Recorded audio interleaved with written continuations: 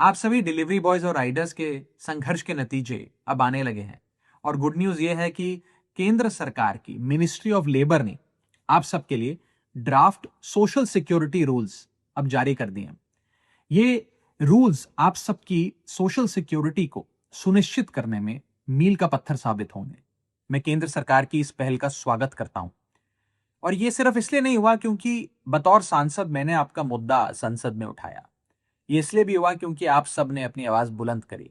शायद इन प्लेटफॉर्म्स ने, कंपनीज ने आपकी आवाज नहीं सुनी, लेकिन सरकार ने सुनी, जिसका स्वागत होना चाहिए। ये रूल्स आपकी जिंदगी को कैसे बेहतर करने जा रहे हैं, मैं सरल भाषा में आपको समझाना चाहता हूं। पहली चीज, आपको कानून की आंखों में अब रिकॉग्नाइज किया जाएगा, आपको पहचान दी जाएगी। अब ये कंपनियां आपको इंडिपेंडेंट कॉन्ट्रैक्टर कह के, पार्ट टाइमर कह के या मिसक्रिएंट कह के आपसे पल्ला नहीं झाड़ सकती। आपको बतौर वर्कर एक पहचान मिलेगी।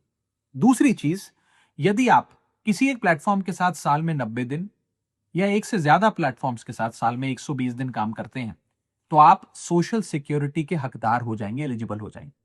तीसरी चीज जो होने जा रही है वो ये है कि आपका पंजीकरण होगा, रजिस्ट्रेशन होगा और सरकारी पोर्टल पर होगा, जिसके चलते आपको एक यूनिवर्सल अकाउंट नंबर मिलेगा और एक डिजिटल आईडी कार्ड मिलेगा, आपको एक सरकारी पहचान मिलेगी।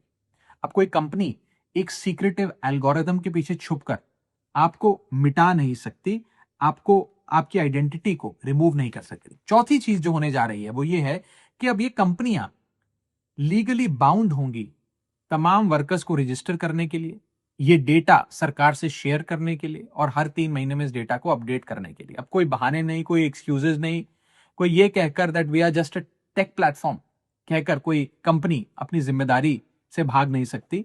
और अब आपको एक पहचान मिलेगी, जिसके चलते पांचवी चीज जो होने जा रही है वो ये है कि आप सबके लिए एक सोशल सिक्योरिटी फंड बनाया जा रहा है। ये सोशल सिक्योरिटी फंड में कंपनियां, ये प्लेटफॉर्म्स जो हैं, इनको अपनी आमदनी का एक परसेंटेज उसमें जमा करना होगा और ये फंड आपकी सामाजिक सुरक्षा पे खर्च होगा। ये कोई चैरिटी नहीं है, ये कोई सीएसआर नहीं है, ये कोई बहाना नहीं है, ये एक स्टैट्यूटरी रिक्वायरमेंट है, कानूनी जिम्मेदारी है। और छठी और आखिरी चीज जो होने जा रही है वो ये है कि आप सबके लिए एक नेशनल सोशल सिक्योरिटी बोर्ड बनने जा रहा है, जो आपके वेलफेयर के लिए, कल्याण के लिए स्कीम्स बनाएगा, आपकी परेशानियां सुनेगा और एक एक्सपर्ट कमेटी इन तमाम चीजों पर अध्ययन करेगी। ये जब 6 चीजें होती हैं तो ये दरवाजा खोल देती हैं आपकी सोशल सिक्योरिटी के लिए। सोशल सिक्योरिटी जैसे आपकी accident insurance, health insurance, life insurance, minimum wages, maternity और हेल्थ बेनिफिट्स, पेंशन और ओल्ड एज बेनिफिट्स, और साथ ही साथ ऑक्यूपेशनल सेफ्टी नॉर्म्स। यानी कि आप सबको अब एक इंस्टीट्यूशनल रिकॉग्निशन मिलने जा रहा है। मैं आप सबको invisible wheels of the Indian economy कहता हूं, लेकिन ये प्लेटफॉर्म्स, ये कंपनियां शायद आपको मिसक्रिएंट्स कहती है, उपद्रवी कहती। और जब मैंने आप सबकी आवाज उठाई तो इन प्लेटफॉर्म्स में, कंपनीज में बैठे कुछ लोगों ने मुझ पर पर्सनल अटैक्स करे, मेरे परिवार पर निजी हमले करे। मैं कहना चाहता हूं कि मैं इन हमलों से डरकर भागने वाला नहीं हूं। मैं अंतिम सांस तक गिग वर्कर्स के अधिकार की लड़ाई को लड़ूंगा। I am pro business, I am pro industry, but I am not pro exploitation.